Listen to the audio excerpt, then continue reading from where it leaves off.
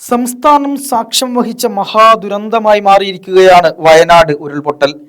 മുണ്ടക്കൈ, ചൂരൽമല പ്രദേശങ്ങൾ നാമാവശേഷമാകും വിധം തകർന്നു.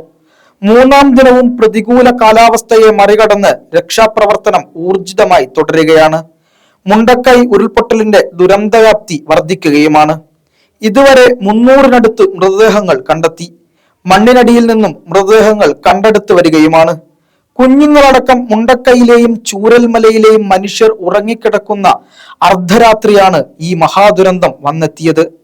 ഒരു ദിനം ഇരുട്ടി വെളുക്കുമ്പോഴേക്കും ഒരു നാടൊന്നാകെ അപ്രത്യക്ഷമാകുന്ന കാഴ്ച.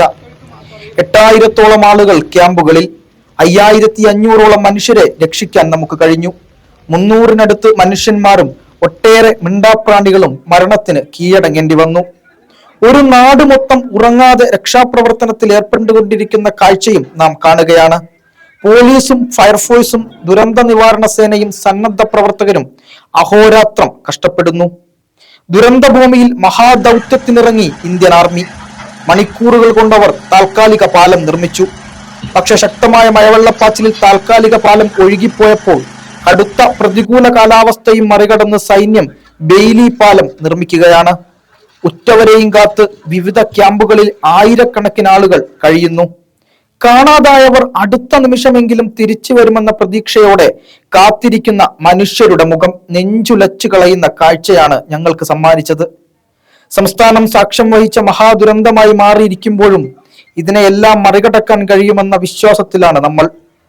മന്ത്രി മുഹമ്മദ് റിയാസും റവന്യൂ മന്ത്രി കെ രാജനും ടി സിദ്ദിഖ് MLA ഉൾപ്പെടെയുള്ളവർ രക്ഷാപ്രവർത്തനങ്ങൾക്ക് നേരിട്ട് നേതൃത്വം കൊടുക്കുന്നു. മുഖ്യമന്ത്രി പിണറായി വിജയനും രാഹുൽ ഗാന്ധി MPയും പ്രിയങ്ക ഗാന്ധിയും ഇന്ന് വയനാട്ടിലെ നിസ്സഹായരായ മനുഷ്യരെ കാണാനെത്തി. അവർക്ക് എല്ലാ പിന്തുണയും പ്രഖ്യാപിച്ചു. പല സ്ഥലങ്ങളിൽ നിന്നും സഹായങ്ങൾ വയനാട്ടിലേക്ക് ഒഴുകുകയാണ്. കരളലിയിപ്പിക്കുന്ന മഹാദുരന്തത്തിനിടയിലും ആ നാടിനെ ഒന്നാകെ എല്ലാവരും ചേർത്ത് പിടിക്കുന്ന കാഴ്ച. ന്യൂസ് കേരള.